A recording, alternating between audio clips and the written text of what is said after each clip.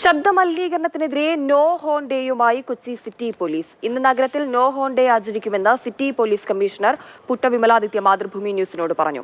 ശബ്ദമലിനീകരണത്തെക്കുറിച്ച് ജനങ്ങളെ ബോധവൽക്കരിക്കുകയാണ് ഇതിന്റെ ലക്ഷ്യം. നോ ഹോൺ ഡേയുടെ തുടർച്ചയായി ശബ്ദമലിനീകരണത്തോട് വ്യക്തമാക്കുന്ന ഡിസ്പ്ലേകൾ നഗരത്തിൽ സ്ഥാപിക്കുമെന്നും കമ്മീഷണർ പറഞ്ഞു. നോ ഹോൺ ഏരിയയിൽ ഹോൺ മുഴക്കുന്ന വാഹനങ്ങൾക്കെതിരെ കർശന നടപടി സ്വീകരിക്കുമെന്ന വിവരം പൊതുജനങ്ങളെ അറിയിച്ചുകൊള്ളുന്നു. നോ ഹോൺ ഡേ എന്ന് പറയുന്നത് കേരളത്തെ സംബന്ധിച്ചൊരു ന്യൂ കൺസെപ്റ്റാണ്. എന്തുകൊണ്ടാണ് ഇങ്ങനൊരു ആശയത്തിലേക്ക് വന്നത്? നമ്മൾ ശരിക്കും എയർ പൊല്യൂഷൻ എന്ന് പറഞ്ഞാൽ നോയിസ് പൊല്യൂഷൻ കൂടെ എയർ പൊല്യൂഷനിലെ ഭാഗമായിട്ട് നമ്മൾ കണക്കാക്കണം. അത് നോയിസ് ശരിക്ക് കൂടുതൽ ഉണ്ടെങ്കിൽ ഒരു സ്ഥലത്ത് അത് ആൾക്കാരുടെ മെൻ്റൽ ഹെൽത്തിനെയും ഫിസിക്കൽ ഹെൽത്തിനെയും ബാധിക്കും എന്നത് നമ്മൾ ബോധവാന്മാരാവണം. രണ്ടാമത്തത് ശരിക്ക് ട്രാഫിക് റൂൾസിൽ തന്നെ അതുപോലെ പൊല്യൂഷൻ കൺട്രോളിൻ്റെ റെഗുലേഷൻസിൽ ചില സ്ഥലങ്ങളിൽ ഹോൺ പാടില്ല എന്നത് പ്രോപ്പറായിട്ടുള്ളൊരു നിയമങ്ങളുണ്ട്. കൂടാതെ ഒരു ഡെസിബൽ ലെവലിനേക്കാൾ കൂടുതൽ ഹോർൺ ഉപയോഗിക്കാൻ പാടില്ല എന്ന നിയമങ്ങൾ കൂടെ ഉണ്ട്. അപ്പോൾ ഇതെല്ലാം കുറച്ചുകൂടി ആൾക്കാരെ ബോധവൽക്കരിക്കാൻ വേണ്ടിയും മറ്റ് ഇതിൻ്റെ ബാഡ് എഫക്ട്സ് എന്താണ് എന്നത് ആൾക്കാർക്ക് അറിയില്ല. ഏതൊക്കെ സ്പേസിലാണ് ഒബ്സർവ് ചെയ്യാൻ പോകുന്നത്? സിറ്റി മുഴുവനായിട്ടുണ്ടോ അതോ വിവിധ സ്ഥലങ്ങളിൽ മാത്രമാണ്? സിറ്റി മുഴുവനായിട്ടാണ് നമ്മൾ നടപ്പിലാക്കുന്നത്.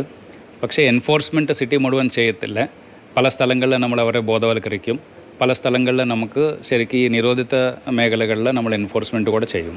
നോയിസ് പൊല്യൂഷൻ എന്ന് പറയുന്നത് വളരെ വലിയൊരു ത്രെറ്റാണ്. അപ്പോൾ അതിനെക്കുറിച്ച് ബോധവൽക്കരണം നടത്തുന്നതിന് വേണ്ടിയിട്ട് എന്തൊക്കെ ഇനിഷ്യേറ്റീവ്സ് ആയിരിക്കും ഇനി എടുക്കാൻ പോകുന്നത്? ഡിസ്പ്ലേ ബോർഡ് വെച്ചിട്ട് നമുക്ക് പൊല്യൂഷൻ ലെവൽ കാണിക്കുന്നത് പോലെ തന്നെ ഒരു നോയിസ് പൊല്യൂഷൻ്റെ ലെവൽ, അവിടെ നോയിസിൻ്റെ ഡെസിബിൾ ലെവൽസ് കാണിക്കാൻ പറ്റുന്നുണ്ടെങ്കിൽ പല പ്രധാനപ്പെട്ട ജംഗ്ഷനുകളിൽ മേ ബി ആൾക്കാർ കുറച്ചുകൂടി ക്ലീൻ ആൻഡ് പീസ്ഫുൾ എൻവിറോൺമെൻറ്റിൽ ജീവിക്കാനുള്ള താല്പര്യം എല്ലാവർക്കും ഉണ്ടാവും. പക്ഷേ ഇതറിയാത്തതിൻ്റെ ഒരു കാരണം കൊണ്ടാണ് ഇതിങ്ങനെ സംഭവിക്കുന്നത്. അപ്പോൾ ഇതിനകത്ത് പകൽ ഏത് രീതിയിൽ ഹോൺസ് ഉപയോഗിക്കണം, രാത്രി ഏത് രീതിയിൽ ഉപയോഗിക്കണം എന്ന നിബന്ധനകൾ കൂടെ ഉണ്ട്.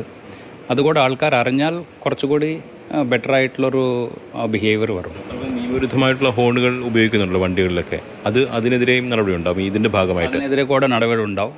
അതിനകത്ത് നമുക്ക് പ്രധാനമായിട്ടുള്ളൊരു ലിമിറ്റേഷൻ എന്ന് പറയുന്നത് ഈ ഹോറൻസിൻ്റെ ഡെസിബൽ ലെവൽ കണ്ടുപിടിക്കാനുള്ളൊരു സാധനങ്ങൾ നമ്മുടെ അടുത്ത് അത്രയില്ല. അപ്പോൾ അത് കൂടെ കിട്ടിയാൽ നമുക്ക് അത് നടപ്പിലാക്കാം, അത് നിർബന്ധമാക്കാം. ശബ്ദ മലിനീകരണമില്ലാത്ത ഒരു നഗരത്തെ സ്വപ്നം കണ്ടുകൊണ്ടാണ് കൊച്ചി സിറ്റി പോലീസ് കമ്മീഷണർ പുട്ടവിമലാദിത്യയുടെ നേതൃത്വത്തിൽ ഹോൺ മുഴക്കാത്തൊരു ദിനം എന്നൊരാശയം നടപ്പിലാക്കുന്നത്. ബുധനാഴ്ച അത് ആദ്യമായിട്ട് കേരളത്തിൽ ഒരുപക്ഷെ ആദ്യമായിട്ടാണ് ഇങ്ങനൊരു ആശയം നടപ്പിലാക്കുന്നത്. വിജേഷ് പുതുശ്ശേരിക്കും എസ് അരുൺ ശങ്കർ, മാതൃഭൂമി ന്യൂസ്, കൊച്ചി.